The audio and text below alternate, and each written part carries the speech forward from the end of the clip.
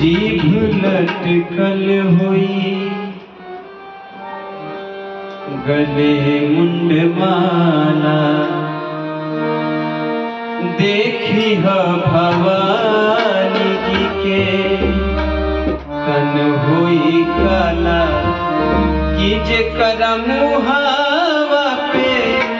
अरे खूनावा के लाली होई, कि जे करम मुहावा पे खूनावा के लाली होई, त भैया बुझी हो कि मुहे मैया काली हई, भैया बुझी हो कि मुहे मैया काली हई। जीभ लटकल हुई मुंड के माला, देखी ह भगवती जी के तन हुई काला, कि जे करम मुहावा पे खूनवा के लाली होई, कि जे करम मुहावा पे खूनवा के लाली होई, त भैया बुझी हो कि मुहे मैया काली हई, भैया बुझी हो कि मुहे मैया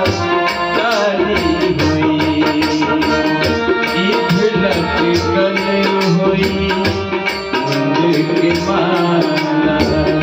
देखी ह भगवती जी के तन हुई काला, जेकरा मुहवा पे खूनवा के लाली होई, जेकरा मुहवा पे खूनवा के लाली होई, त भैया बुझी हो कि मुहे मैया काली हई, भैया बुझी हो कि मुहे मैया काली हई।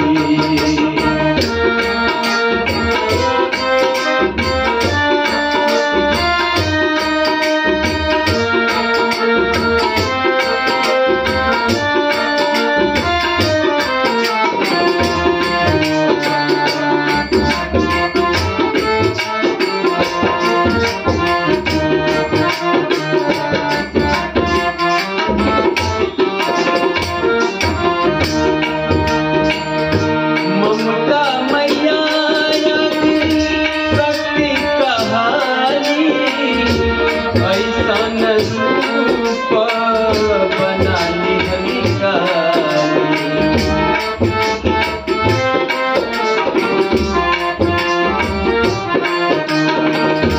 ममता मैया शक्ति कहानी, ऐसन बना लिहली काली, घौमा टेढ़ा नैन विशाला, घौमा टेढ़ा नैन विशाला, जेकरा रूप से कालो निराला, जेकरा हथवा में कपड़ा भुजाली होई, जेकरा हथवा में कपड़ा भुजाली होई, भैया बुझी हो कि मुहे मैया काली हई, भैया बुझी हो कि मुहे मैया काली हई। जीभ लटकल हुई दिल की माला,